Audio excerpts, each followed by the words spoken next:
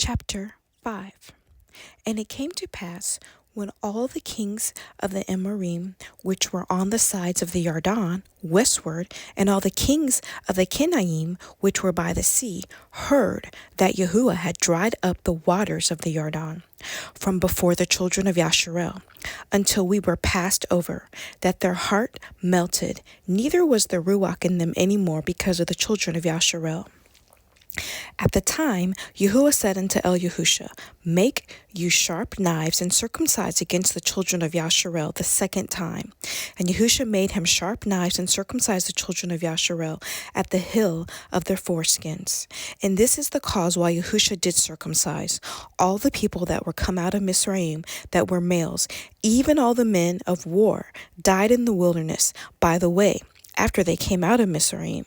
Now all the people that came out were circumcised, but all the people that were born in the wilderness by the way, as they came forth out of Mizraim, them they had not circumcised. For the children of Yashar'el walked 40 years in the wilderness, till all the people that were men of war, which came out of Mizraim, were consumed, because they obeyed not the voice of Yahuah, unto whom Yahuah swore, that he would not show them the land, which Yahuah swore unto their forefathers, which that he would give us a land that flows with milk and honey.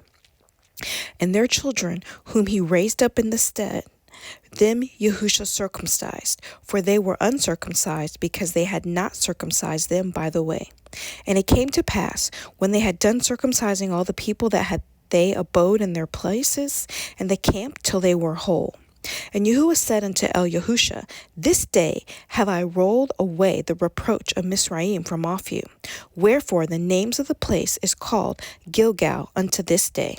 And the children of Yashar'el encamped in Gilgal, and kept the peach on the 14th day of the month at the evening in the plains of Yeriycho. And they did eat of the old grain of the land on the morrow after the Pesach, matzah cakes, and parched grain in the selfsame day. And the manna ceased on the morrow after they had eaten of the old grain of the land. Neither had the children of Yashar'el manna any more, but they did eat of the fruit of the land of Canaan that year. And it came to pass, when Yahusha was by Yeriycho, that he lifted up his eyes and looked, and behold, there stood a man over against him, with his sword drawn in his hand. And Yahusha went unto him and said unto him, Are you for us, or for our adversaries? And he said, Nay, but as captain of the host of Yahuah am I now come. And Yahusha fell on his face to the earth, and did worship, and said unto him, What says Adonai unto this servant? And the captain of Yahuah's host said unto Yahusha, Loose your shoe from off your foot, for the place whereon you stand is holy. And Yahusha did so. Chapter 6. Now Yeriycho was straitly shut up because of the children of Yashar'el. None went out, and none came in. And Yahuah said unto Yahusha, See, I have given you into your hand Yeriycho, and the king thereof, and the mighty men of valor, and ye shall compass the city. All ye men of war, go round about the city once. Thus shall you do 6 days. And 7 priests shall bear before the ark 7 shofars of ram's horns, and the 7th day ye shall compass the city 7 times, and praise the priests shall blow with the shofars. And it shall come to pass that when they make a long blast with the ram's horn, and when you hear the sound of the shofar, all the people shall shout with a great shout, and the wall of the city shall fall down flat, and the people shall ascend up every man straight before him. And Yahusha the son of Nun called the priests, and said unto them, Take up the ark of the covenant, and let 7 priests bear 7 shofars of rams' horns before the ark of Yahuah. And he said unto the people, Pass on and compass the city, and let him that is armed pass on before the ark of Yahuah. And it came to pass, when Yahusha had spoken unto the people, that the 7 priests, bearing the 7 shofars of ram's horns, passed on before Yahuah, and blew with the shofars, and the ark of the covenant of Yahuah followed them. And the armed men went before the priest that blew with the shofars, and the reward came after the ark, the priest going on and blowing with the shofars. And Yahusha had commanded the people, saying, Ye shall not shout nor make noise with your voice, neither shall any word proceed out of your mouth, until the day I bid you shout. Then shall ye shout. So the ark of Yahuah compassed the city, going about it once, and they came into the camp and lodged in the camp. And Yahusha rose early in the morning, and the priest took up the ark of the Yahuah.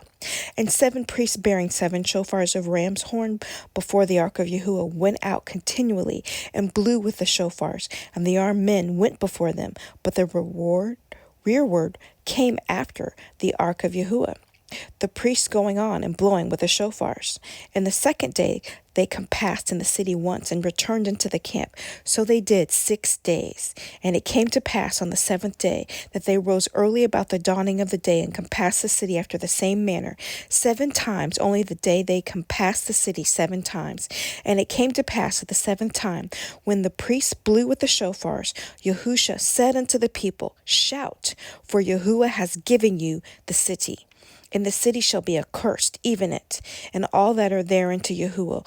Only Rachav the harlot shall live, she and all that are with her in the house, because she hid the messengers that we sent.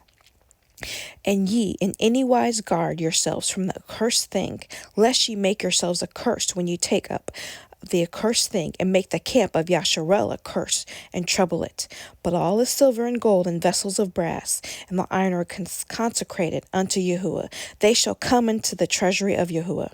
So the people shouted when the priests blew with the shofars. And it came to pass, when the people heard the sound of the shofar, and the people shouted with a great shout, that the wall fell down flat. So the people went up into the city, every man straight before him, and took the city. And they utterly destroyed all that was in the city, both man and woman, young and old ox, and sheep and donkey, with the edge of the sword. But Yahusha had said unto the 2 men that had spied out the country, Go into the harlot's house, and bring out thence the woman, and all that she has, as she swore unto her. And the young men that were spies went in and brought out Rachav, and her father and her mother and her brethren, all that she had, and they brought out all her kindred, and left them without the camp of Yashar'el. And they burnt the city with fire and all that was therein. Only the silver and the gold and the vessels of brass and of iron they put into the treasury of the house of Yahuah. And Yahusha saved Rachav the harlot alive, and her father's household, and all that she had, and she dwells in Yashar'el, even until this day, because she hid the messengers which Yahusha sent to spy out Yeriycho. And Yahusha adjured them at the time, saying, Cursed be the man before Yahuah that rises up and builds this city, Yeriycho. He shall lay the foundation thereof in his firstborn, and his youngest son shall he set up the gates of it. So Yahuah was with Yahusha, and his fame was noised throughout all the country.